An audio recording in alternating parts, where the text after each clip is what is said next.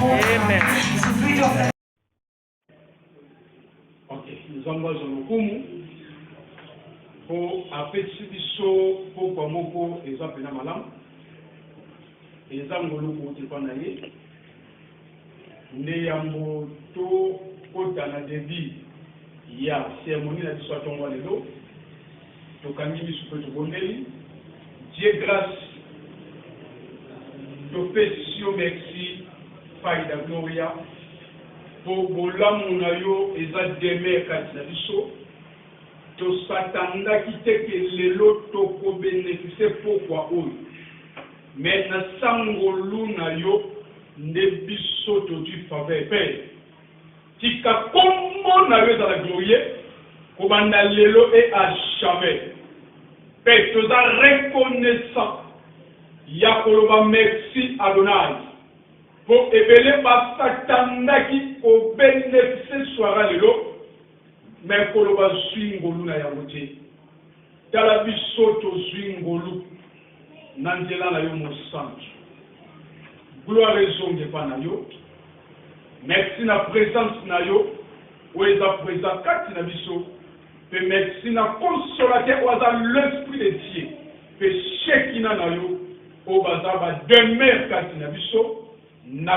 kombo na Christ Yesu nde ainsi prier et nous disons Amen. Amen. Ok. Tolingi tosala la continuité. Il y a enseignement na biso. Mikolo utoleka. Batali saki biso na enseignement na thème il y a création de l'homme et les 12 liens. Batali biso na enseignement il y a création de l'homme et les 12 liens. Motei atali biso comment Nzambe a créé mutu. Mais comment dans ada asalaki lisumu nde les 12 oyo ezalaki écarné kati na ye spiritualité bima. Nde Nzambe akotaki na marche pour en relever les 12. Né là où appelle Abraham et côté qui n'a Genèse 12. Tout ça qui commence en bataille qui marche na Abraham, puis à ça il marche na Isaac, puis dans Jacob, Nzambe ayaki pour relever les 12. Alors les 12 fils de Jacob na prophétie sur le baki, bazaba lignée, bazaba astre. To bazaba étoile. Mais na mystère. To le baki baza hôtel. Pour Élie azoloba, sur les noms des 12 fils de Jacob. Azur mabanga 12, Élie, les prophètes. Selon les noms des 12 fils de Jacob. Pour arrêter hôtel. Amen. Alors, tout ça, la continuité à l'enseignement. Pour tout cas, il s'appelle comment les 12 tribus d'Israël. N'est-ce pour ça, la moi, révision, il y a ma cambo oyo, tout est pour le véla, par rapport, il y a création de l'homme et les 12 lignées. N'est-ce tout ça, la continuité, il y a peut-être, ça veut comment les 12 tribus d'Israël. Nde Mungu na Nzambe ne revela pasteur Pierre afongoli makomi na Nzambe azwi mokanda ya Genèse na chapitre na yango 37 azobanda na premier verset akokita mwa moke ti na 11 verset tolandi maloba Nzambe na action de grâce.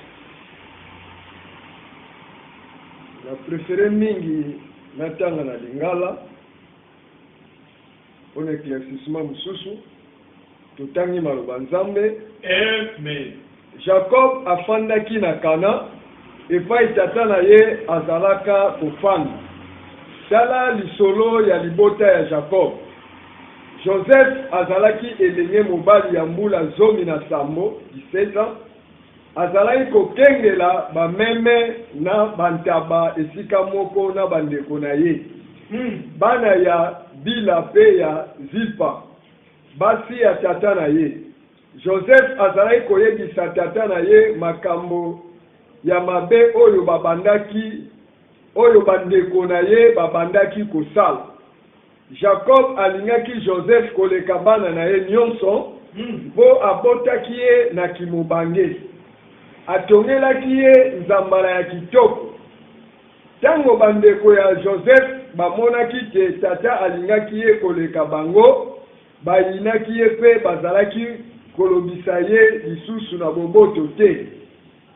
Mokolo moko Joseph aloti ndoto pe ayebisi na bandeko na ye bongo bayinaki ye koleka alobi na bango boyoka ndoto oyo naloti ntango mbula ya ble etelemaki nsima nyonso tozalaki kokanga matiti na yango na bilanga na mbala moko liboke ya matiti na ngai etelemaki bongo maboke na bino ezingaki liboke na ngai mpe egumbamaki liboso na yango bandeko na ye batuni ye okanisi nde okozala mokonzi na biso obanzi okoleka biso bongo bayinaki ye lisusu mingi mpona bandoto na ye na maloba na ye Joseph aloti ndoto mosusu mpe ayebisi yango na bandeko na ye alobi naloti ndoto mosusu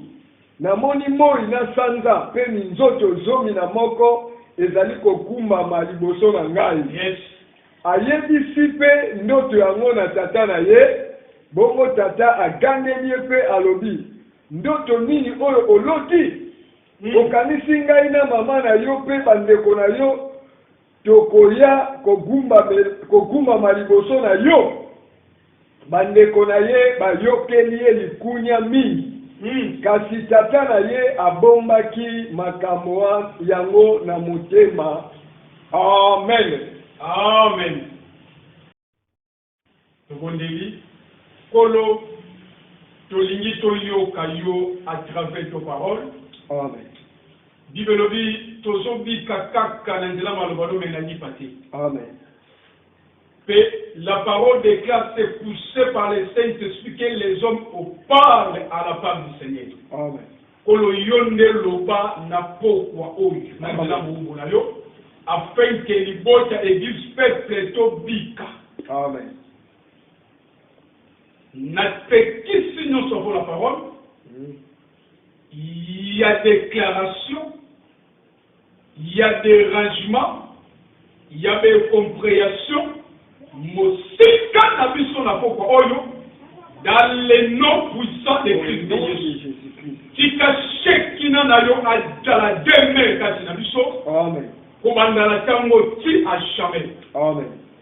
Gloire ezonge pa na yo. Na kombo na Christ Yesu. Po olobi bokoyeba solo na nzela maloba nanga pe solo ekokangola bino. Amen. Kololoba afin que peuple tobika. Amen. Na kombo na yo Christ Yesu n'est ainsi prié et nous disons Amen. Amen. Ok. Toujours ça la continuité à l'enseignement la biso. Total biso comment va combattre les 12 tribus d'Israël. Mais le thème na biso est basé na des songes ya Joseph. Yango eza thème na biso. Thème tolito ben na pokwa lelo s'il les songes ya Joseph. Bisika tutangi maloba nzambe. Bible ezo yebisa biso que Jacobi awumelaki penza la kana. Amen. Pokana eza mboka tote moko onzamba pesaki bango. Alors awumelaki na libota na ye ensemble. Mais à un moment donné, moi dans les Joseph aïe causa des songes. Quand Joseph avait agi des songes, mais les songes à l'immotion et de la tierre. Personne n'a vu valer et de la qui a soleil, la ligne et les étoiles. Mais notre premier songe n'a rien à quand Joseph a su un mot, Bible a béni bandeko na ye. Abandi ko sala na bango partage.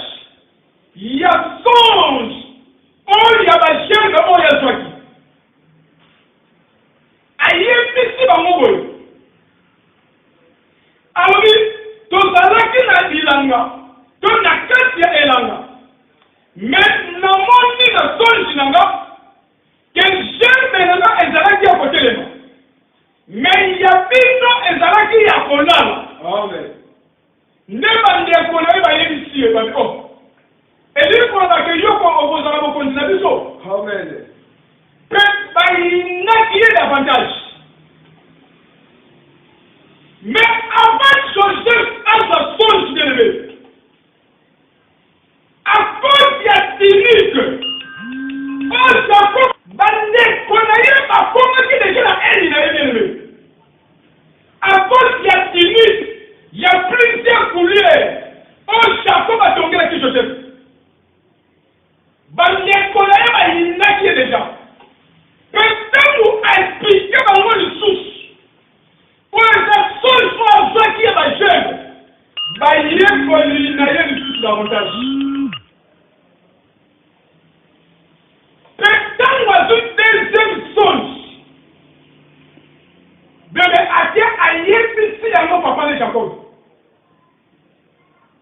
ne Jacob a dit qu'on interprétait les deuxième source de Joseph alors elle y dit Koloba que n'aïe tata na yo pe mama na yo na bandeko na yo tokogumamela yo Amen. Jacob abi elingi koloba ke ngai papa na yo na mama na yo na bandeko na yo tokogumamela yo mais bible elobi bandeko na ye mais bible elobi bandeko na ye bayinaki lisusu de plus mais papa a gardé le silence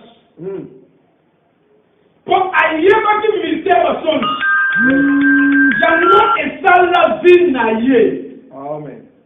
bandeko ne bayini ye mais papa a gardé le silence pour ayebaki ministère basoni yango esala vie na ye na opesa yo verset okomona la Genèse 28 na verset 12 aussi Genèse chapitre 31 na verset 10 les deux songes au Jacob à soi Genèse chapitre 28 na verset 12 et Genèse 31 na verset 10 pendant les frères na ye bazoyi na ye Joseph azalaki nanu miné à l'âge de 17 ans mais azalaki na âge de 17 ans mais bafrère na ye bayini ye oh ezalaki nzambe mutu abande kopesa ye bandoto oyo raison mpona kosusira e na kati ya 12 mpo nzela ya exil ezala ouverte bandoto oyo bebe eza nzambe mutu abande kopesa yango raison mpona kosusira e na kati ya 12 mpo nzela ya exil ezala ouverte alléluia alléluia amen Jacob abengi Joseph ayebisi ye ke landa nanu bandeko na yo bisika bakendaki kobonkola babibole mpo oyeba état de santé na bango mpe oyeba lisusu état de santé ya batuko bebe ntango Joseph akei bibelobi bandeko na ye bamoni na mosika nde balobi botala molosi ya bandoto lokola ye komisika eza malamu mpo tobomba ye My God. mais riga etant que yaya etant que premier de alors ils ont pas comme moi était pas ça pour une émission avant notre stoppe avant notre chair c'est-à-dire que dans la matinée mon copain dans les autres moko impossible de comme moi ne pas toi qui likani ya ko moi kaina système alléluia amen donc on voit qui est le système riga a déplacé mon pied Nesida alobi eza malamu totika ye mpo baismaelite bato basalaka commerce toboma ye te mais tobimisela kete site mpo totika ye epa baismaelite na absence arrivé bebe babimisi Joseph mpe bateki ye epa baismaelite. Alléluia. Amen. Tant bateki Joseph ritete voye akena site makali bisika Joseph azalaki bebe amoni Joseph te nde atuni bafrère na ye bayebise ke toteki ye. Or rite était que premier aîné alingaki intervenir pour azongisa Joseph omoka kaka na bango pour ayebaki papa surtout na ye mais nzoka nzambe baendaka ye te. Alléluia. baendaka nzambe te parce nyonso eza na ibanda monzambe na ye eza na langage ya antichrist. Parce nyonso eza libanda monzambe na ye na mystère eza na langage antichrist. C'est-à-dire na mystère prophétique ribe bazodéfinir ye eza antichrist mpo ye alingaka eza nzambe mais nzoka nzambe aendaka ye te.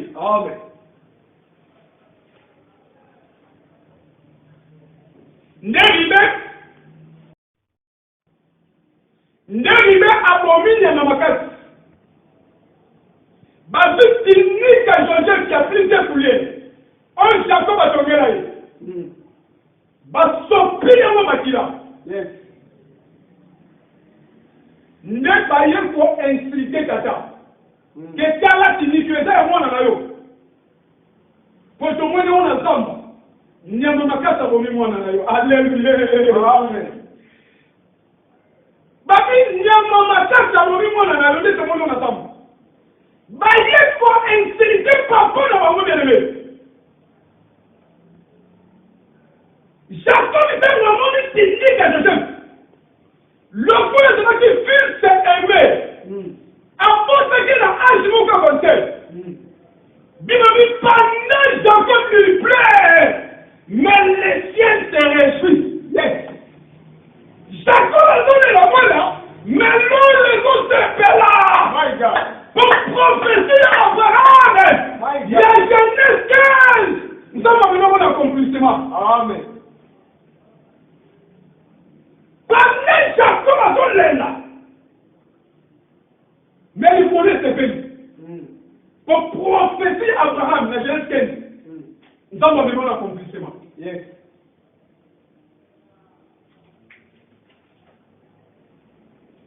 Jacob azolela ne Joseph aza en vie. Pendant toute sa vie Jacob azolela mwana na ye Joseph mais nzoka Joseph aza en vie. Nzambe abombelaki ye ndenge moko nzambe abombela Élysée. Élysée ntango amoni femme na biso azoya kolanda na montagne. Jésus. Élysée ntango amoni femme na biso aye kolanda na montagne ya Carmel. Ntango akomi liboso ase procédé geaza ligalo ngola ye mais Élysée abitika ye. Abinamoni motema lizo na mawa mais na comprendre que nzambe abombelika likambo ozolelisa ye ndenge nzambe abombelaki Jacob que Joseph aza en vie mpe lelo mystère nzambe abombela Élysée ke mwana femme na biso aza kokufa. Yango apôtre Paul azoloba nous connaissons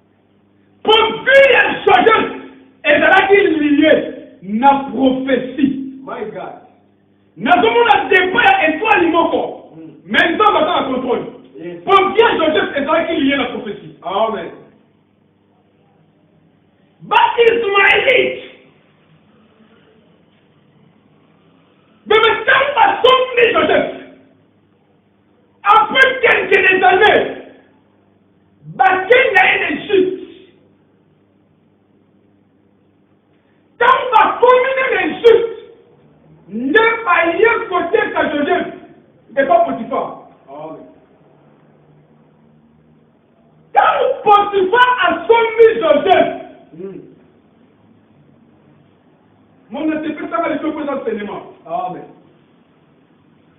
Tant que Potiphar a commis Joseph, Potiphar a commis ses chefs la carte à Nakunaï. Yes. A commis ses liposo, il y a la salle, il nous soit maintenant que Kabé la bango. My God. A dit Joseph a commis ses chefs qui la bango.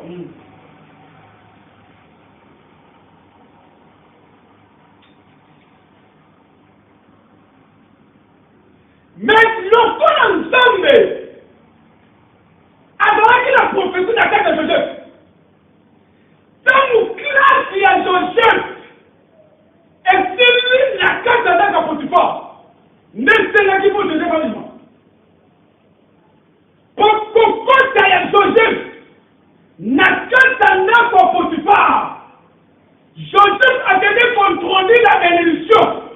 Pour le langage de mon amour, malgré Potiphar avant qu'il riche,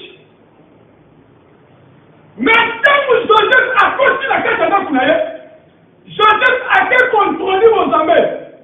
Pour le langage de la bénédiction.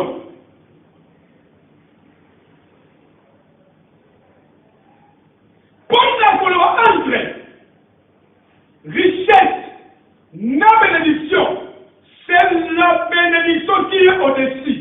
Alléluia. Entre richesse et la bénédiction, c'est la bénédiction qui est au-dessus de l'élevé. Par richesse, n'a pas pour nous la mokili. Mais la bénédiction, n'a pas pour nous. Alléluia. Et dans les mêmes mystères, oh, Jacob, attendez la carte de là-bas. Là-bas, il y a un homme riche. Mais quand Jacob a commencé Jacob a continué ça aux Zambé.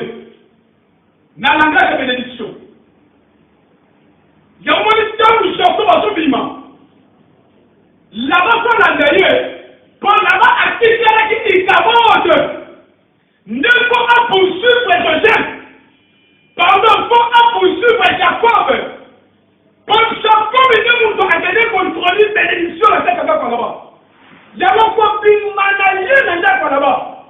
Là-bas, faut pas poursuivre Jacob. Pour attirer qui cabote.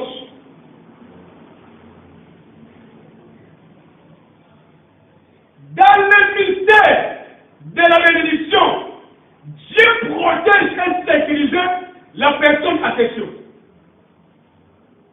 Dans le mystère, il y a bénédiction. Dieu protège et sécurise la personne à question. Amen. Tant qu'il y a Joseph, comme Syrie, Nanda comme Potiphar, nous sommes à Kati Congo. Yes. Le corps de Potiphar a commis la confiance mingi à Joseph. Alors, les seuls moyens pour nous Joseph présente à Potiphar. Faut nous voir Potiphar à Luka comme Joseph le comme Yes. Les seuls moyens pour qu'on m'a donné ça à Yawan.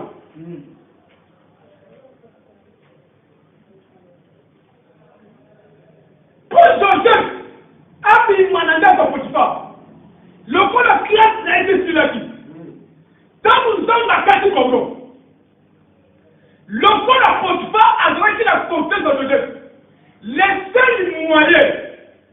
Or, Joseph a coquin pour le mandat à Potiphar. Faut moi ça, Potiphar a Luka Joseph. A demandé le coup de Nouvelle. Moi ça, Potiphar. Azalaki envoûté par l'Esprit de Dieu. Pour Azalaki moyen d'homme permettre pour administration juste la carte de Potiphar. Il y a moins de Potiphar. Azalaki envoûté par l'Esprit de Dieu. Pour Azalaki les seuls moyens. N'est une communication pour Joseph la carte de Potiphar.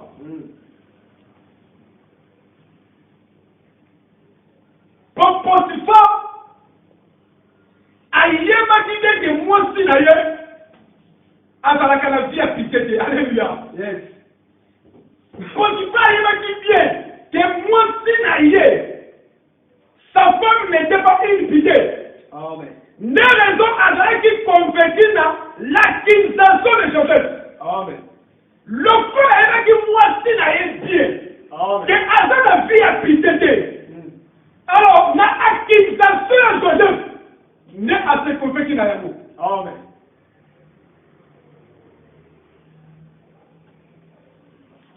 C'est l'œuvre de l'esprit. C'était le seul moyen Joseph devait sortir dans cette maison. Amen. Et dans l'œuvre de l'esprit de Dieu, le seul moyen aux hommes alingaki abimisa na Joseph na ndako Potiphar. Faut que moi aussi aluka kulimana. Yes. Molimo sasa mfute. Prophétie, il est écrit. Même Moïse, impossible à foutre dans l'ensemble de la mort de l'oreille, sauf qu'on est juste dit. Yes. Pour Moïse, dans l'Égypte, pour atteindre l'oreille, à la rencontre de l'ensemble de la mort, pour avoir méditer. Amen. C'est l'œuvre de l'Esprit de Dieu élevé. Tout ça est entamé. Pour Moïse, son cas pour moi quitter. Impossible de m'en pour Pharaon, on va dire qu'on préparait comme second niveau. Avant de préparer Moïse, comme il remplaçait dans la vie. Mais le coup d'entendre va y être fatigué. Laissez les moyens pas d'humain. N'hésite pas pour moi. C'est la manifestation de l'œuvre de l'Esprit de Dieu. Babadé pour ça, on a propre volonté. Mais c'est l'Esprit de l'Éternel. Makamou mdelo ensemble. Na Joseph, na Moussa Potiphar. Yes. Bah moi depuis que Makamou Moussa Potiphar va qu'il faut besoin de mon couteau. My God. Et ça a trois personnes à une vérité. Amen. Seul ménage Joseph c'est Moussa Potiphar. Amen. Depuis que Makamou est ça le couteau. Mais les seuls moyens pour Joseph ils m'ont donné pour moi. Potiphar a constitué Joseph dans la carte de prison. La famille qui est chef qui a emprisonné. Après l'accusation de Joseph, Potiphar a gagné Joseph bien élevé. A constitué la carte de prison. My God. Prison où Potiphar a gagné Joseph. Et ça, on peut la prison de l'autre côté. Alléluia. Amen. Et ça, prison, on peut différent. Ici, quand on va poser, ça va poser. D'ici que va checker Joseph. Mais quand tu vas constituer la carte de prison, Bible est ici la monnaie. Va nommer les sources et ta chef qui a emprisonné. My God. Peu après quelques jours, les deux chefs, qui constat là, par roi égyptien, offensera leur maître. Va désobéir la loi maître de la mort. Même Pharaon a constitué la mort de la prison. D'ici qu'à Joseph Azalaki. Alléluia. Les deux chefs ont demandé pour ça par roi Égypte. Offensera leur maître. Pharaon a toujours continué la prison. D'ici qu'à Joseph Azalaki. Tout ça c'est Dieu bien-aimé. Nous devons savoir ça ensemble. Pour laquelle il y a Joseph, nous avons une marche prophétique. Ma campagne d'homme tout ça là-bas. Pour laquelle il y a Joseph, nous avons une marche prophétique.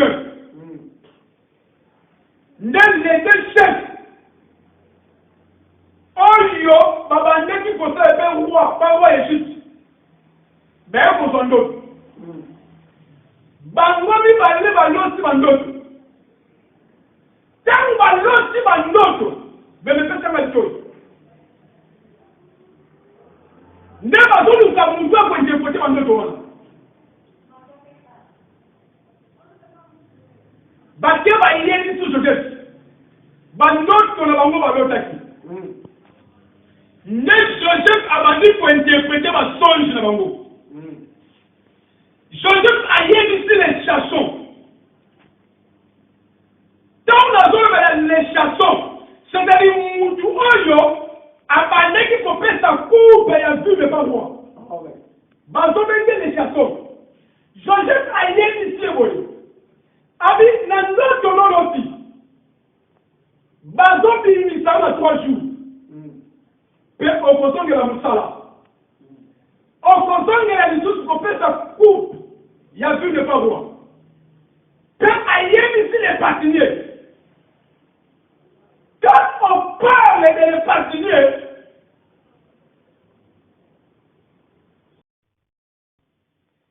et dans mon tour, après ça, pas et pas à moi. Nous avons besoin de patiniers.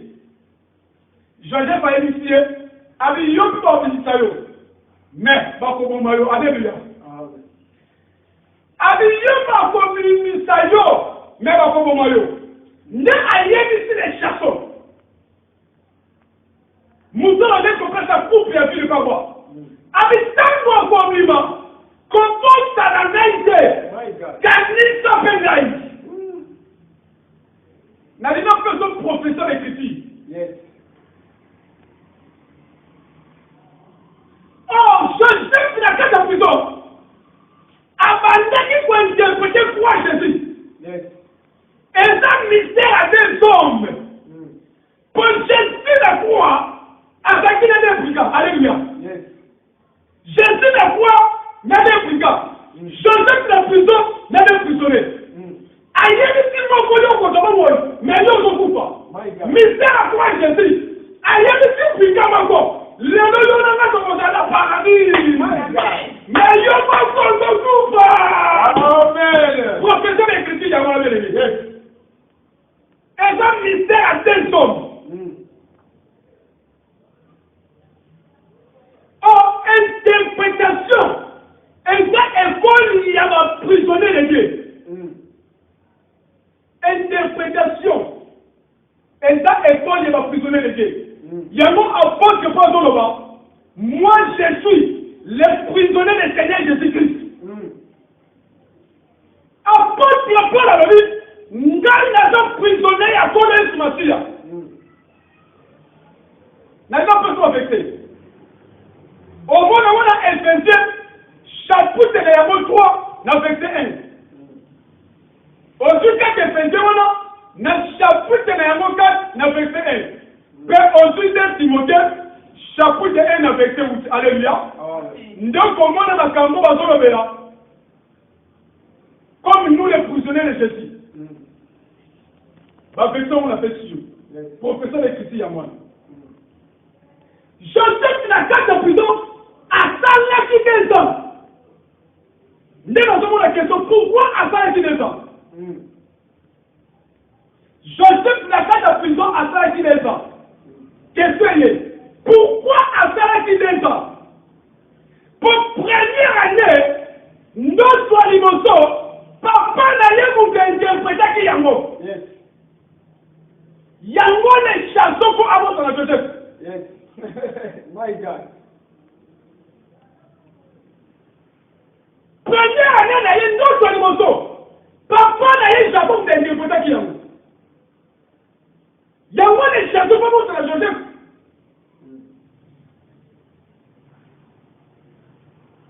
Pour n'a qu'à des songes. Nous sommes en forme et la forme. Alléluia. Amen. Nous sommes en songe. Nous sommes en forme. Nous sommes élevés. On continue pour interpréter forme. Mais forme est caché. Amen. Il y a un moment où Jacob a interprété quelque forme. Avec un idée qu'on l'aura, Gengari, Nama Manayo, Nama Nekolo Tokobuka Melayo. A interprété une forme, mais pour le pays dans la cacache, a y a un petit comme ça de la mort.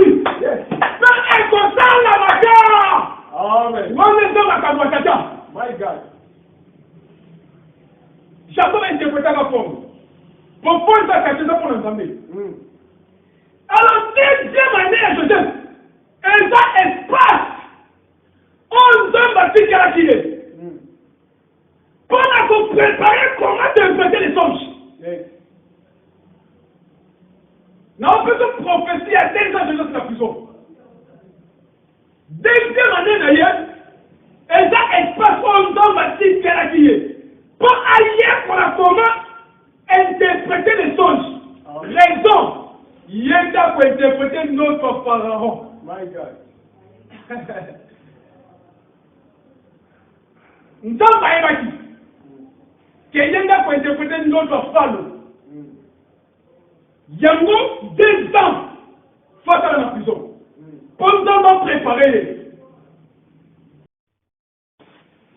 Jacob a fait ça, mais jamais dans mon président a posé la base prophétique. À l'époque de Nicolas Goya, dans Israël est dans la division. L'Israël dans la division d'Israël Nord. Les tribus de Juda. Benjamin côté la tribu de Juda. Que dans Israël à Boukamona. Les tribus, bon, que l'Israël du Nord. Mais, tribu de Juda. Moi aussi, quand je suis Benjamin. Alléluia. Il y a un moment où il faut appeler ça Benjamin. Il y a un moment où il faut pour évacuer ça, vous dites, pour la diviser. Qui va Benjamin et qui est tribu de Juda.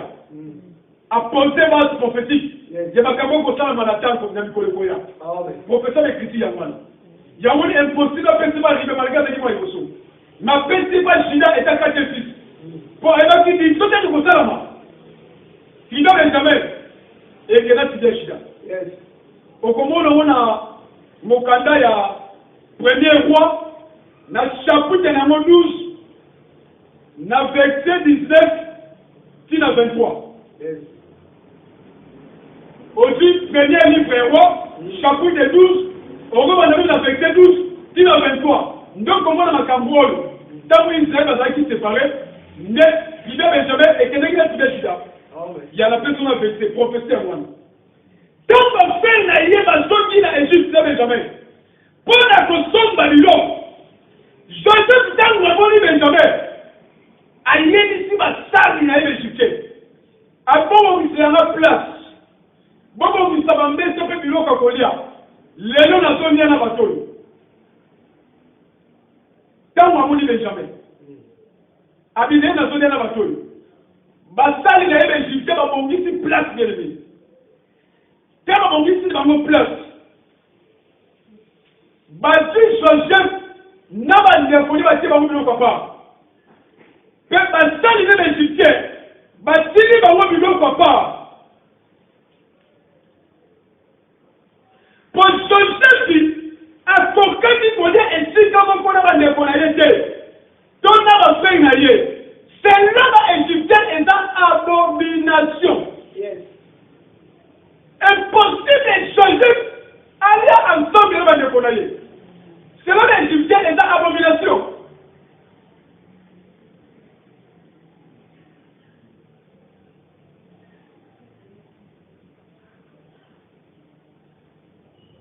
Na tous des mots et quoi des canadiens.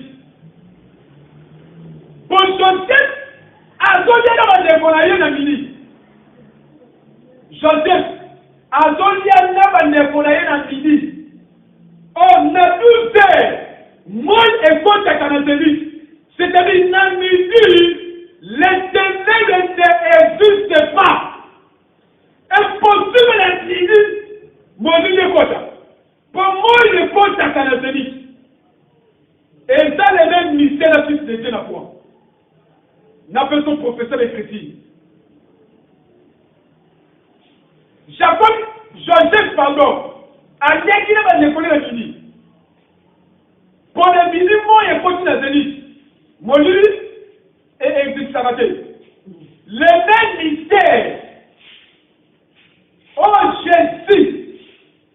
Oh fils de Dieu, ça dans la croix. Les mêmes mystères. Oh fils de Dieu, à ça dans la croix. De tous ces vers. Si la neige vient, nous sommes à côté de ça, mon livre.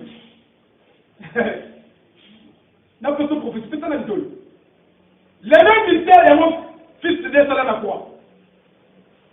Tant que papa qui est coulous, des fils de mer, tu ne l'es que mer. Nous sommes à côté de ça, mon lui. Oh, tant qu'on côté de mon lui. Le soir la ténèbre est s'opéra dans la négativité. Dans le langage de la ténèbre, dans le langage de mon lui, ma prince de ce monde, ma ange des cieux, va profiter. Pour pas qu'elle ne connaisse plus le Fils de Dieu. Pendant la construction de mon livre, tenez de profiter pour qu'il ne connaisse plus. Quand vous m'avez construit, défendre la porte. Quand vous m'avez construit, votre prince de ce monde va enrichir. Quand vous m'avez construit, bien aimé, le point de l'idée de la vie, n'est pas la porte.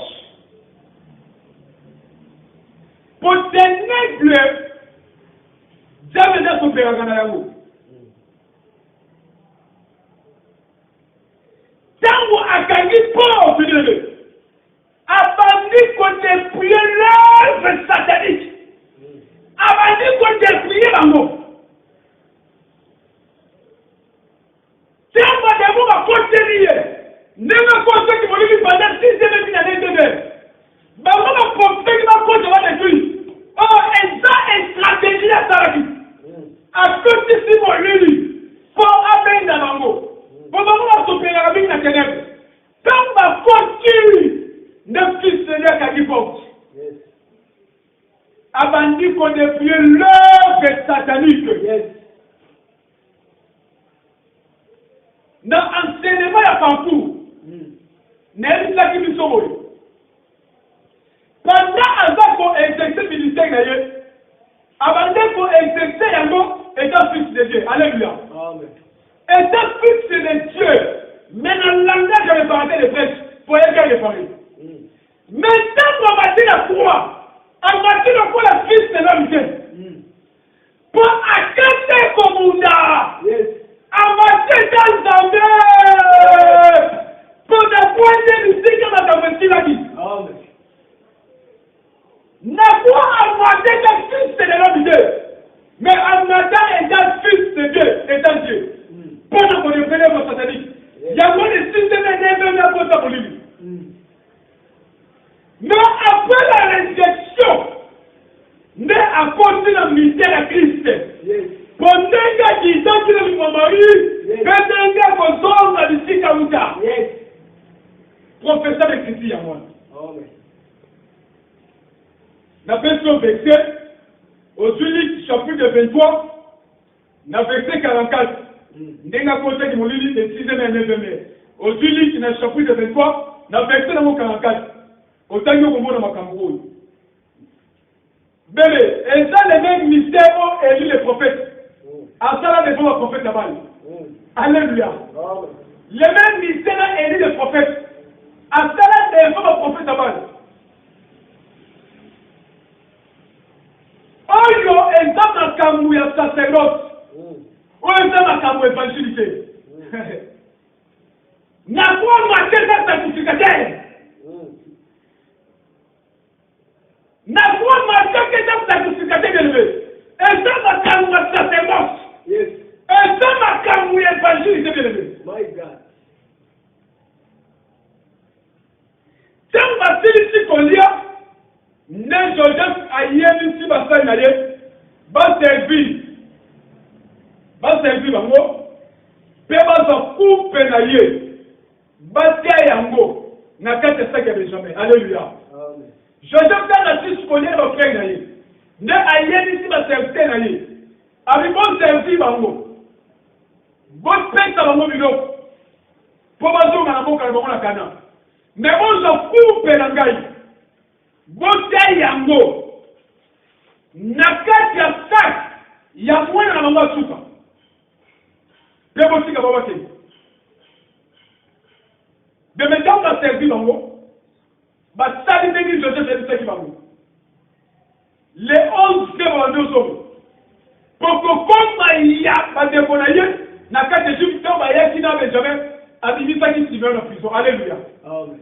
nde babandi kozoka bango 11 bazala retour bazonga na Kana ntango bakomi liboso nde Joseph ayebisi basali l'Égyptien bolanda bango ntango balandi bango bayebisi bango babina molamu nyonso ozokonze biso azosala mpona bino boyini kupi na ye babamino biso bokosala ngo te babi tozofuye basali ntango bafuye saki ya Benjamin baye komona fube ya Joseph nde bakangi bango bazongi na bango lisusu na kati Egypte ntango bazongi na Egypte nde Joseph babandi koyebisa bango ali mpona nini bino bosali boye na molamu ngai nazosala mpona bino boyibi lisusu kupe na ngai nde Shida a pris la parole pour Joseph ayebisi bango na aki o mosali lekile biso ayasuka totikala na ngai abiloko na moneli na sak ya lekile bino suka lekile bino suka azotikala na en Égypte bino mokeli apesi biso ntango moko convenable toza pena beni ya kolanda enseignement oyo tika nzambe na biso azalokumu ya nalingi natika espace pendant que papa le révérend pasteur Pierre azwa ne plus que 1 minute 4 ya koyebisa ensemble baoyo nyonso bakozala préparé bakozala assis na bandako na babiro partout bakozala oyo bakolanda biso na enseignement oyo tika bososoli lipamoli connaissance eza na partage na bino na nzela enseignement oyo mombo na nzambe abondeli. Tant de Père, nous te sommes grandement reconnaissants. Nous reconnaissons que nous sommes grandement bénis cette soirée. Que ton nom soit élevé, que ton nom soit exalté. Oh, la Bible déclare, cette parole que je vous donne est esprit et vie. Je recommande maintenant, Seigneur, que cette parole ne soit pas seulement les paroles attendues, mais cette parole reçoit la vie. Oh, la vie, c'est Yoshua Massia, afin que tout le monde qui doit attendre cette parole, qui recève la grâce de Dieu, qui recève la délivrance, qui recève la bénédiction, dans le nom puissant de Jésus-Christ. Je n'indique tout l'esprit des ténèbres qui est là pour arrêter la connaissance, afin que le peuple de Dieu ne soit pas accompli de toute bonne œuvre. Je ne rends nul et sans fait, selon l'autorité que tu m'as donnée à Luc 10, 19. Tu m'as dit, Pierre, Kéba, je te donne l'autorité de marcher sur le scorpion et sur toutes les puissances de l'ennemi, et rien ne peut vous nuire. Et cette autorité-là soit accordée maintenant dans le corps de chacun de nous, afin que les ténèbres ne prennent pas place dans nos corps. Dans le nom puissant de Jésus, ainsi dit, ainsi fit. Sois béni, sois béni, sois béni. Pour l'instant, le sambo, il y a notre papa le révérend Pierre. Ndenge asele lisusu lipamboli ya nzambe na enseignement oyo toza pena béni. Ok, ezalaki ndeko na bino David oyo aza assistant de Dieu nalingi napesa badone na nga peut-être okozala posa ya kokota kontaki na nga soki olingi ozwanga na WhatsApp okobeta plus 244 994 372 613 na WhatsApp plus 244 994 372 et 613. Même si on lui montre na Telegram, au composé kaka numéro na pexio. Même na Telegram, au composé na numéro na pexibino.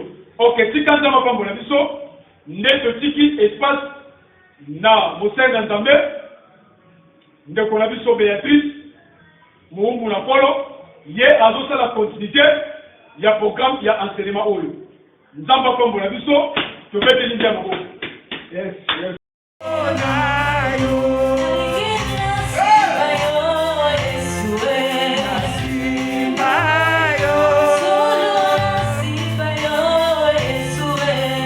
Simba yo,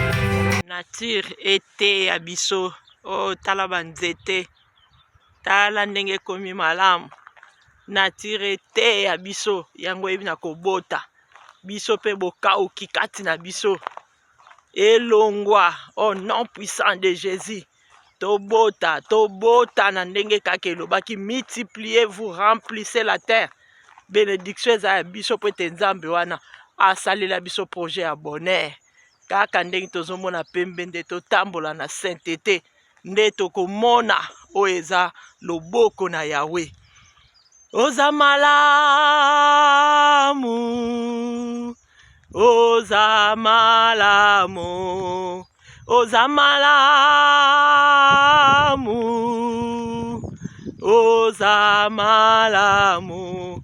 Tika ngai na yemba, Yesu oza malamu. Tika ngai na yemba, Yesu oza malamu. Oza malamu, oza malamu, oza malamu, oza malamu. Yawe na yembi oza malamu. Nzambe oyo ozonokisa mbula mapamboli. Tika ete mbula mapamboli ekita. Na bomo ya moko na moko, na chaîne moko na moko, na bana na ngai, na corps du Christ, na révélation, na logos, oh, na amour à Christ à vie, oh, et pas ya pasteur Timothée Nangola, pasteur Sedia, pasteur David, oh, papa Sami, oh, mon mentor, oh, tika ete esopa na mbula mapamboli, na bomo ina biso nyonso, na groupe à la grâce, papa Kiama, sopa na mbula mapamboli. Oh, zwa na yo lokumu po ete oza malamu na kombo na Yesu. Topamboli nzambe po ete aza malamu abongi na lokumu. Nzambe wana oyo ayebi na koloba na assistant David. Lolenge ayebi na koparle na biso na thème oyo na enseignement oyo toyebi na koyoka. Vraiment, nzambe wana apambola yo assistant David na libota na yo arrosé en plus encore arrosé amema yo lisusu musika na kombo na Yesu. Vraiment, eza enseignement moko kitoko makasi. Nzambe aitilizaka moto lolenge oye alingeli. Peut-être yo akoki ko utiliser yo amemeli yo boyo wana mosusu amemeli ye boyo nyonso zo dépendre kaka na nzambe ndenge alingeli. Enseignement oyo tolanda attentivement to oyo ya te aka mingi tolanda penda tolanda attentif tokozwa pe ebele marge toza batei tokozwa ebele tolobi te ke yende aleki biso tolobi te ke yende mutu ayebi koleka eza bongo te. Yo za mutu ngana za loboko wana mususu aza lokolo kingo donc biso nyonso tozo former corps du Christ. Donc jaloux na muninga ezate po tozo sala kaka nyonso eza na kaka ya nzambe kaka moko oyo Jésus Christ wakenda ko bongisela ngana yo esika yaka musala ndenge ya lobaka to benga ye assistant donc azana ye assistant kaka kolo bilanga kolo biloko eza kaka ye me nzambe wana. Donc yango kako na kwa koloba enseignement vraiment atei biso a parler mingi omoni lilobaka ya nzambe ototeyaka eza na prophétie nango. Donc c'est-à-dire ba rema ezobima na kati kaka na liloba wana kaka ba révélation kaka na liloba wana kaka na ndenga nature kaka na liloba wana kaka na ndenge pe ya temps kaka na liloba wana kaka. Alors eza na ndenge ya mutu na mutu lolenge oyo nzambe amemelaka ye misusu bakendaka selon ndenga nature ndenga temps ndenge ya nini ya révélation surtout na ndenge wana penza nature en tout cas presque nalobi nyos tout mais presque bateye ebele toloba vérité tokendelaka mpenza ndenge wana mingi na ndenge ba nature na ndenge ba temps na ndenge ya donc na kati ya nature tokomona ezocompose mpe na mwa babiloko ebele wana na kati bacalendrier banini nyonso na kati ya temps ezopesa mpe donc bacalendrier wana kaka toujours na bamoi na bane donc nyonso eza na kati wana lolenge mpenza biso tokendelaka mingi mpenza eza ndenge wana oyo bassistant oyo to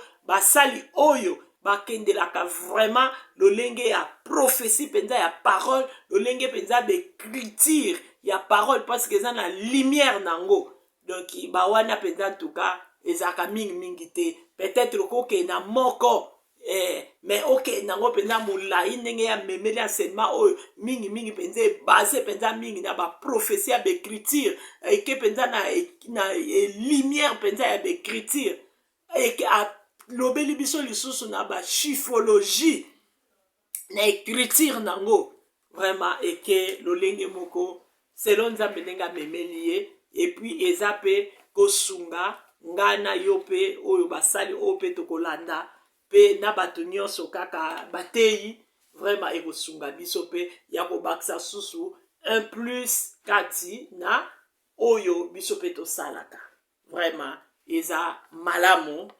mingi donc ndenge kaka na uto koloba wana ke ndeko na biso assistant David na enseignement oyo ndenge apesilaki biso na makambo ya Joseph toyebi eke Joseph po akende kokoma mokonzi na Egypte parcours nyonso oyo yalekelaki donc alobeli surtout mingi na des songes oyo Joseph azwaki alobeli mingi na des songes wana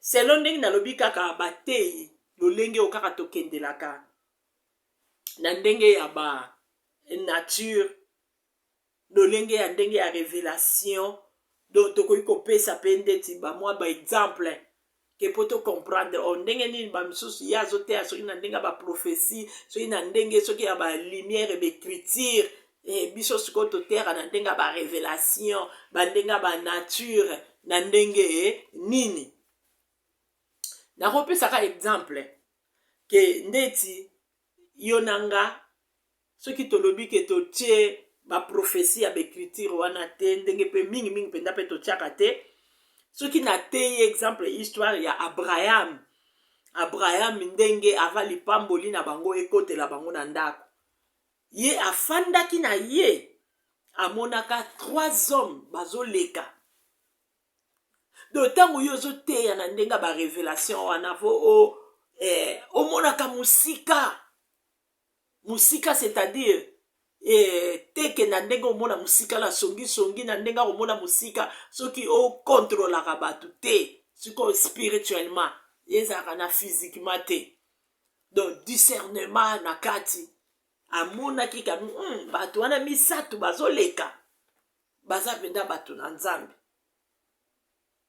ok na plan ya nzambe mpe ezalaki ke bazokei mpe epai na ye mais sikoyo ye moko nde moto adevinaki nde ake kobenga bango nde bayaki epai na ye asalelaki bango biloko mpe baliaki nde yango baya kokitisa sikoyo lipamboli wana ke na epoki boye donc mwasi na yo akobota mwana mais lelo peut-être soki nga na yo mpe tolobi ke tote yango omoi toloba kaka mingi mpenza po toyeba koyamba soko oyebi koyamba eza malamu oyo ayebi koyamba te eza mabe pamba te koyamba na nzela koyamba okoki koyamba banjelu okoki koyamba lipamboli na yo na kati ya ndako soki oyebi koyamba te pasi omoni ke tokokendi yango mingi mpenza na direction wana mais tobimisi prophétie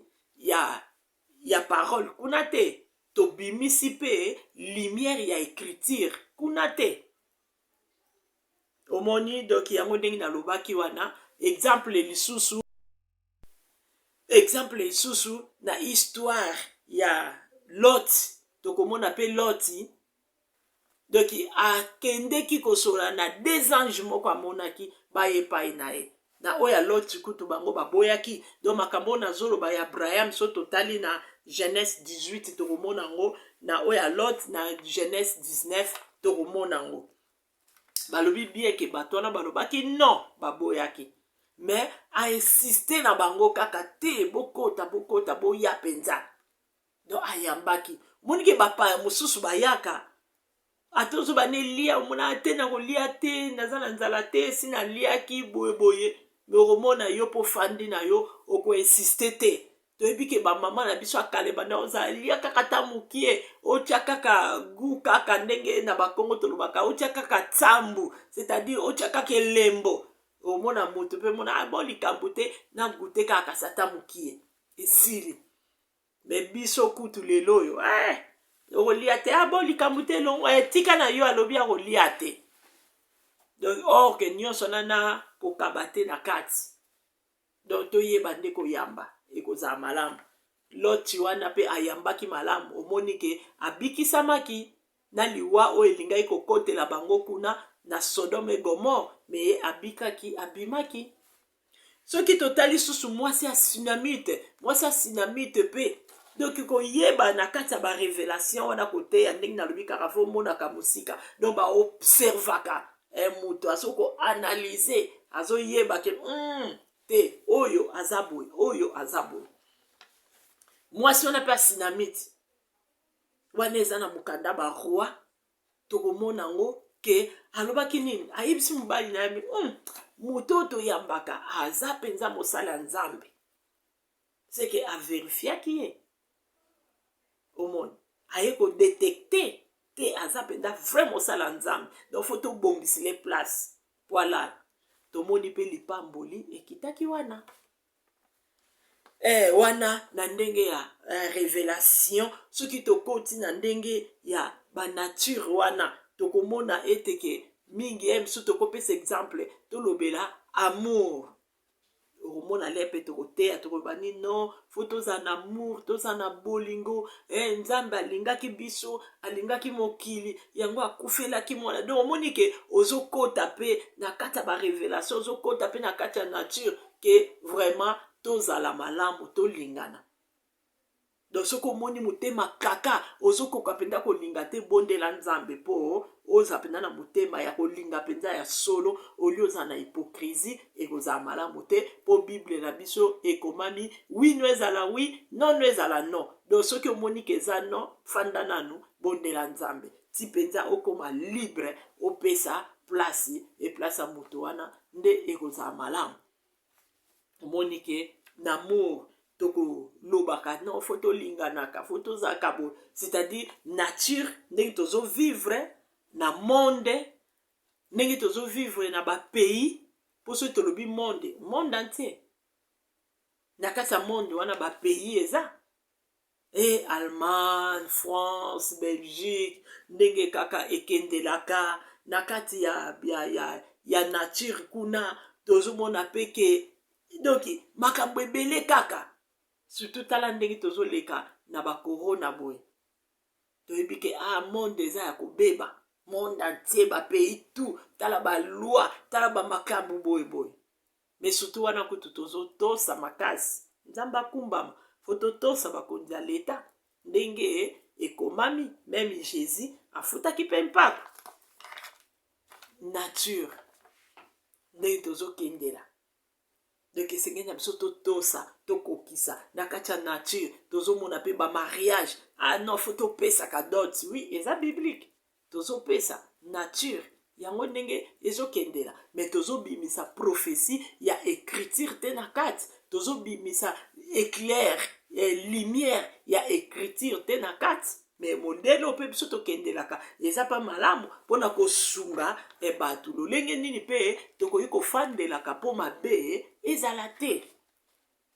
Omoni bongo na kati ya temps tozomona ete na kati ya temps bane ezali basanza mois esanza yango wana mois plutôt semaine bajour basaison ezaka nyonso na kati wana le tokolongwa wana na temps wana na calendrier tozomona mpe ba heure o 1h 2h minuit donc nyonso wana tozomona yango na kati ya temps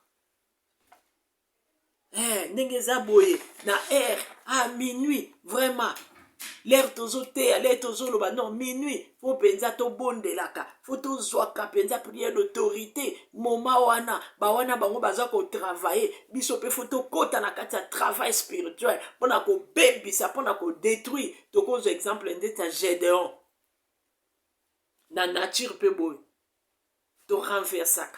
torenverse botela bale oyo eza konuire biso torenverse eza mabe te tozorenverse parce que po tozala bien na ekulus seigneur arandaki biso libre torenverse botela bale nyonso torenverse yango eza malamu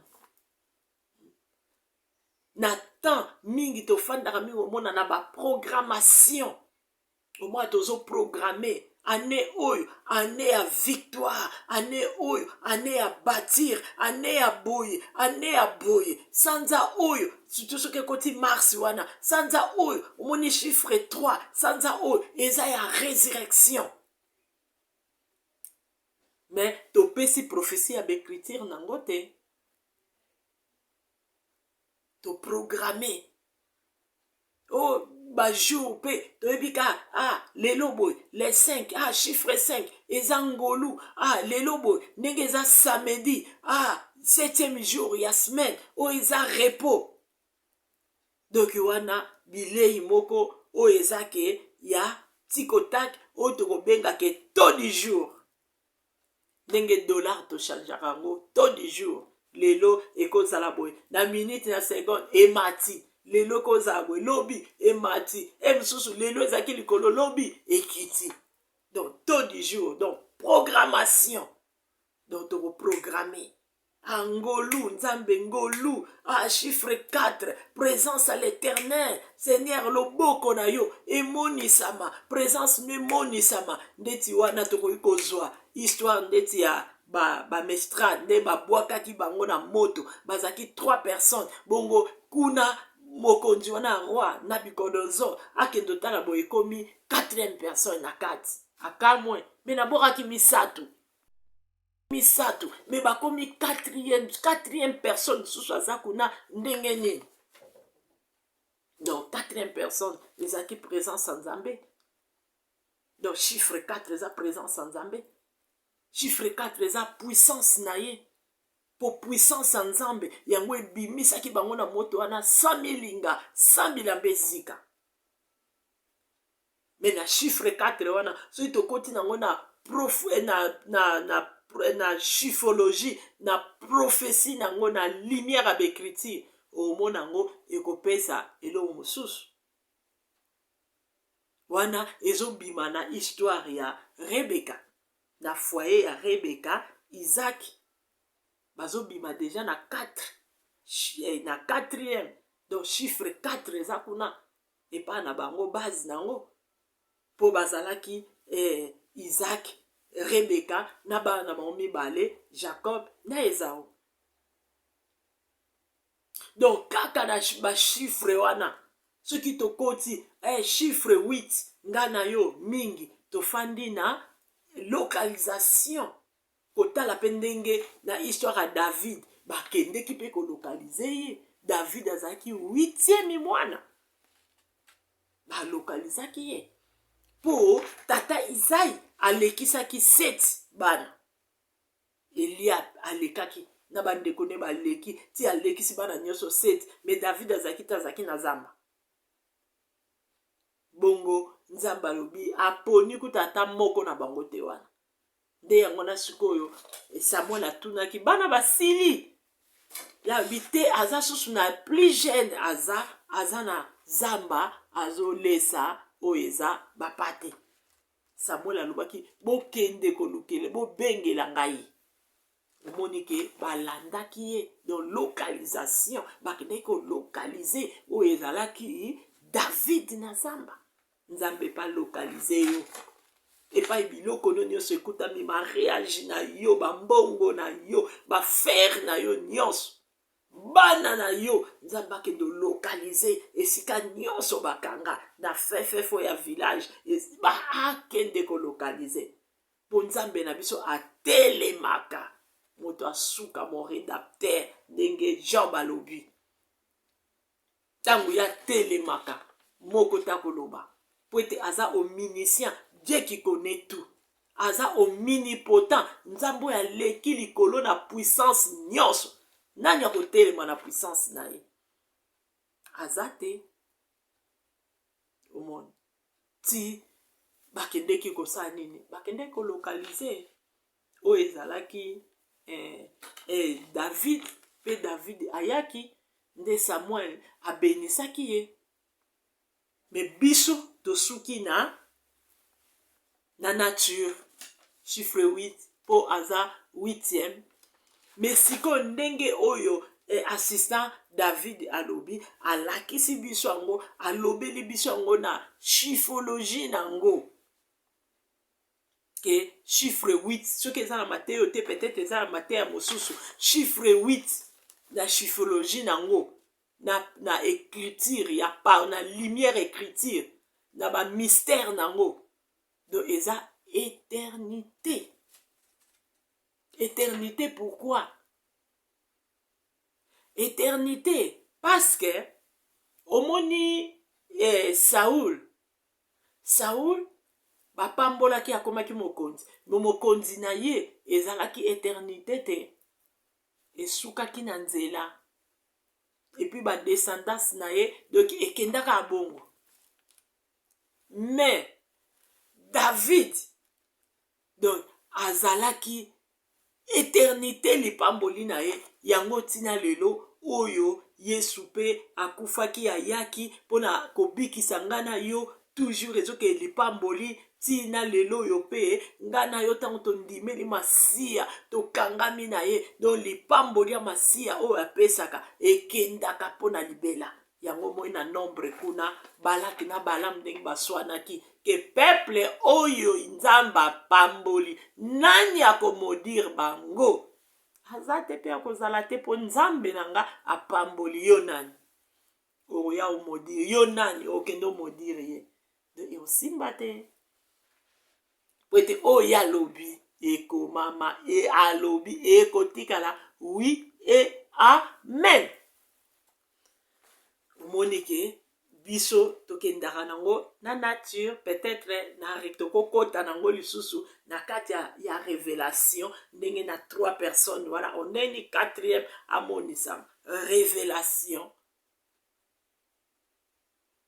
donc yango wana omoni ke moto na moto nzambe aza na lolenge nini oyo alobelaka ye yango wana ezalaki différence kaka oyo totalisa donc elobami ebele kotala parcours oyo Joseph akendeki nango eza pasi kotala ngo yango wana nzambe akoki kopromettre eloko mais akolakisa o parcours ndenge okendela te pamba te soki alobi alakisa parcours oloba kaka te tika na yo pamba te parcours donc eza kaka omona na nzela moko ya pasi sito likabo na yo soki eza mpenza ya monene okoleka mpe na parcours oyo eza peke ya makasi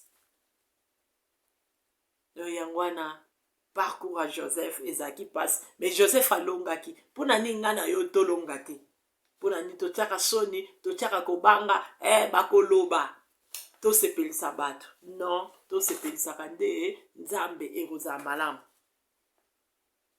yango wana omoni d'autre part bamisusu eteli na bango eza kaka atangi kaka histoire esili kaka ndenge bakomi kaka na Bible wana atangi ne ka histoire wana ale alimboli na ye pe te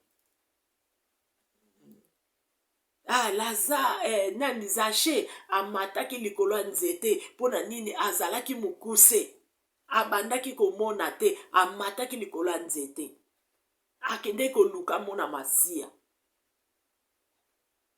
mais okota nango ata na nature omona rien mpona bato mpe bazwa mais rien mosusu omona le ozoteya makambo ya libala mais esika wana na bana basi na bana mibali baza wana yo ozotalisa kaka bacélibataire mpe baza wana mais yo ozotalisa kaka amoni libala fo boye fo libala mais sikoyo bamosusu bazobénéficie nini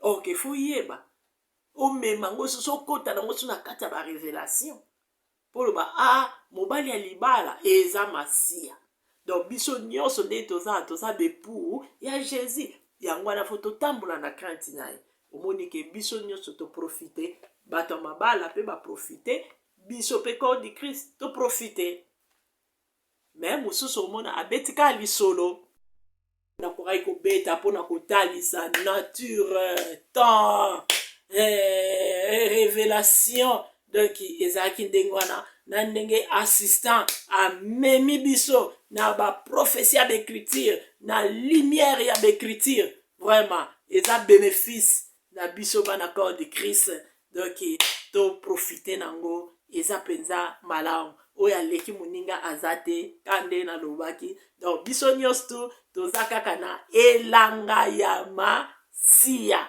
La moisson est grande, les ouvriers sont moins.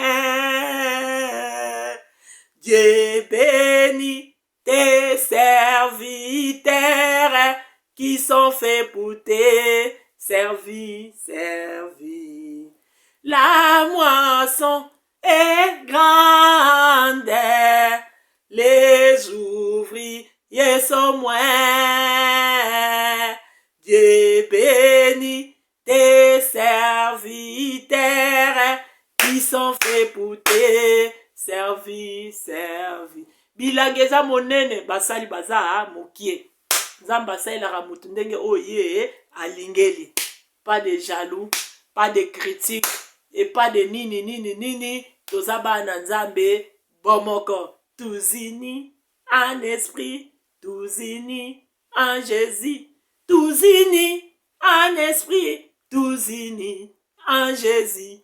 Nous marchons, que bientôt ce qui divise ne soit plus, que le monde saura que nous sommes mais chrétiens par l'amour dont nos actes sont en plein. Ah, nous marchons côte à côte et la main dans la main. Nous marchons côte à côte et la main dans la main. À la table du roi, nous partageons les mêmes pains. Et le monde saura que nous sommes chrétiens par l'amour dont nos actes sont en plein. Donc, tozo kabola ka loba Nzambe. Vraiment, biso nyonso eza malamu. Lolenge Nzambe azo memela yo, vraiment, kaka Nzambe nenga linko memela yo, yo kaka. Nde, toyebaka kaka ko ajouter esika mususu, Nzambe utilize wana, biso pe tosani, tozui, toyebike, na yebe loko nango, kine na suka nango, pourquoi to lukaka na bakomba, non, faut yeba source.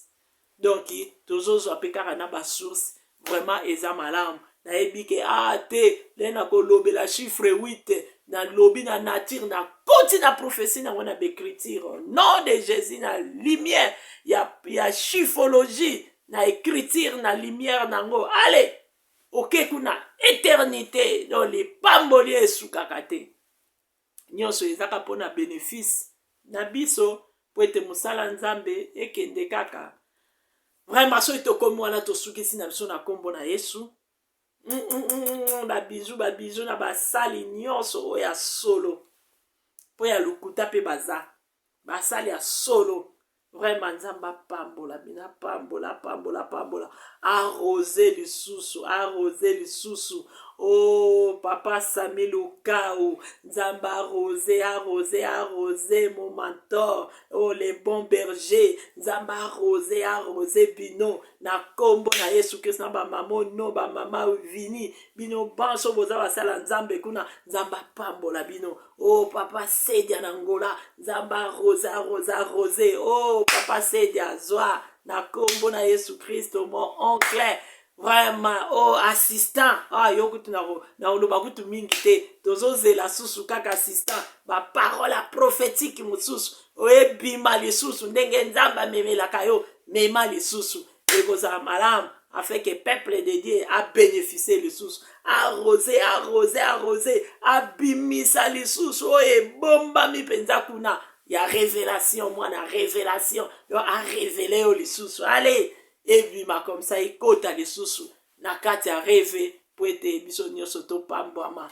oh papa kiama oh nzamba pambola arrosé na kombo na Yesu Christo na papa Emmanuel vraiment la groupe à la grâce nzamba pambola bino na kombo na Yesu Christo Pasteur Timothée Nangola nzamba pambola basali ya nzambe nyonso na mokili mobimba nzamba pambola oh papa de la foi Jean-Paul Mayata oh Bostra oh B52 oh nzamba pambola donc biso nyonso toprofitaka kaka tozozwa kuna B52 ate alobi ate oyebi ozwi eloko boye papa kuna de la foi kuna atei oh papa na biso LB donc tozozwa kaka biso nyonso tu tozokola kaka donc tozobongisa kaka oh musala nzambe ekende penda malamu Pasteur Levi oh Pasteur Lebo vraiment Michael mbote donc o mindele o nini pai na biso eza bongo te donc biso nyonso toza bana nzambe donc nzambe wana apambola basali ya nzambe nyonso na oyo pe ya futur ya bagene o nzambe azobongisa po ete alobaki mikolo na suka na kosopa molimo na bilenge bakoprofetize bilenge bakozwa bavision o bagene nyonso bambote nzambe arrosé abosa noki na ilanga place ezebele ezozela bino oh prophète Ephraim nzambe pambola arrosé lisusu good news vraiment on est ensemble na bosanité papa Armand nzamba arrosé wana église Logos Tabernacle nzamba pambola arrosé basali nyonso oyo bazoleka liboso oyo bazolesa iloba na nzambe arrosé amema biso suna badimension selon sa volonté au nom puissant de Jésus-Christ de Nazareth vraiment ya koloba boza ebele vraiment mais oyo kombo etangami te ebima mabe te et peut-être tokobosana peut-être mpona temps dans chaque chose à son temps vraiment basala nzambe nyonso oyo bazosambela nzambe na bosolo vraiment on est ensemble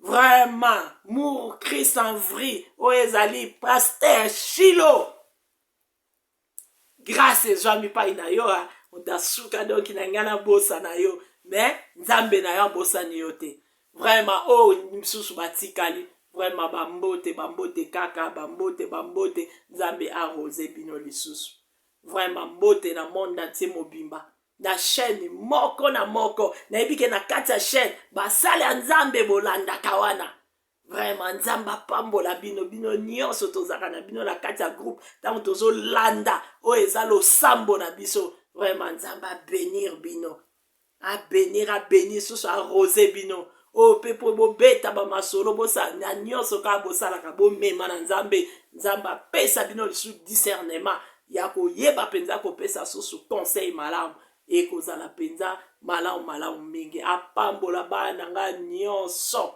babizu mes enfants nalingi bino mingi bana nyonso mama bana ebele vraiment bambote oyo nyonso basalela nga du bien na bosanité Doris Philippine petite à moi vraiment nzamba pambola bino nyonso bosalaka nyonso kotravaye loboko vraiment na kati ya révélation na misala nyonso bosala nzamba pambola bino oyo bafilimaka nzamba pambola oyo bakataka banini bavideo nyonso kaka bosalaka nzamba pambola bino na kombo na Yesu Kristo libota na nga mama Marie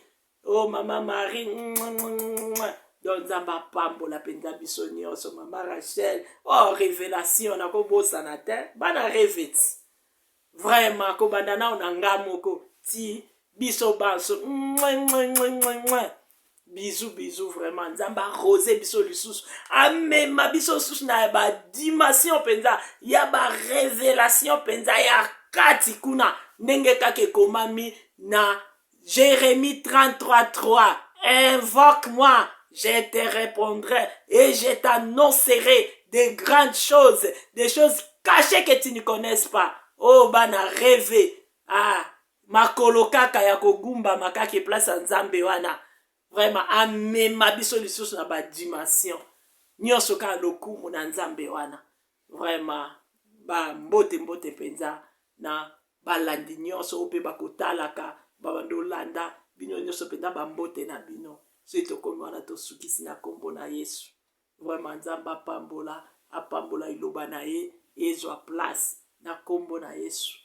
Bye bye. Kombo na Yesu Christ babota kate bobota au nom de Jésus babala kate bobala na kombo na Yesu promotion bozwa kate bozwa au nom de Jésus élévation boyamba na kombo na Yesu Christ. Nzamba sunga asa biso ngolu ka lelo les 5 lobi les 6 visitation oh 6 multiplication. Dieu de gloire a visité, a kota na mabota, a visité, ndenga kende ko visité, o ezalaki ete Zacharie, Elisabeth, Marie, a visité, bana babotama. Dieu de gloire a kota na visite na yo papa, na o babota kate babota, visité bango. Kota na yo epai baza na celiba ete bazwa mabala babala na kombo na Yesu. Visite na yo papa ba o baza na ba malade tobengaka yo Jova Rafa, Dieu qui guérit. Malade ekweisama po ete obakama nango de kulus bana no bazwa guérison. C'est là ko banda na sommet na mituna bango kino na planta makolo. C'est là au nom puissant de Jésus-Christ de Nazareth. Nzamba kumba mapweta za malamu. Esengela ka to déclarer yango wana ndenge kaka to kotaki na to du jour ndenge ka na lobaki ke na calendrier en tout cas to déclarer kaka to kotika ngote occasion tango pesami dans to du jour faut aller to programmer ndenge to programmer journal lobby zaka na kondima yamba donc 6 wana donc délivrance na kati na biso au nom puissant de Jésus. Ndeto yeba kotambola na crainte à l'Éternel pour 6e jour wana kaka yango basalaki oyo bapesaki mitindo ndenge basalaki moto aleka moto ka nzamba basalaki abalukaki akende kokwea alobi na bango cultiver bo garder mais ko garder bayeba ko garder te balinga bakendo goûter bayeba wana nde totambola na crainte à l'Éternel pour être autozui to simba to bate lango ekoza malamu faut toza jaloux ne loko ya biso to zuit to bomba ngoti biso ka jaloux na baninga muninga zo ya le jaloux na ye zala jaloux ne loko no zui po bate lango malamu nde ekoza la bien to moni ete Joseph lipamboli azwaki makambo na ye bande koleka elekilaki selon prophétie ya bekritie mais biso nga na yo lelo toko yina na toko tonga na biso pourquoi donc ndenge tolobi kaka kenya kati ya famille tozala malamu tosunganaka bomoko erenyaka na minute o pona tango yango wana ete au revoir donc mokolo ya poso malamu na mutu moko na moko passe bete dimanche yango eza premier jour vraiment to banda poso kitoko elongo na ye mais abatela moko na moko na kombo na Yesu Kristo.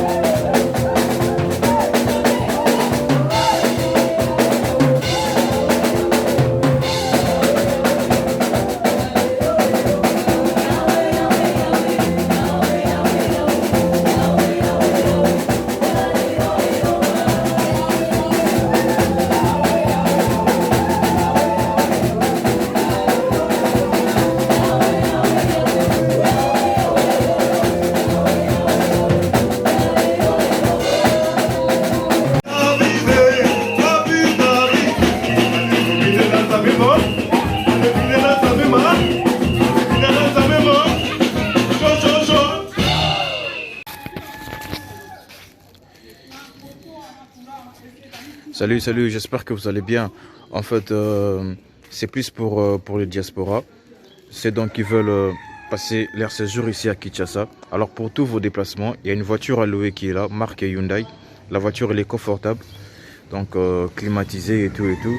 Donc la voiture répond vraiment aux normes. Alors pour tout contact, veuillez contacter Bidor TV au numéro qui suit, plus 49 17 85 52 23 11. Donc je réponds pour une meilleure compréhension. Plus 49 17 85 52 23 11. Donc la voiture elle est là, marque Hyundai. Donc voilà.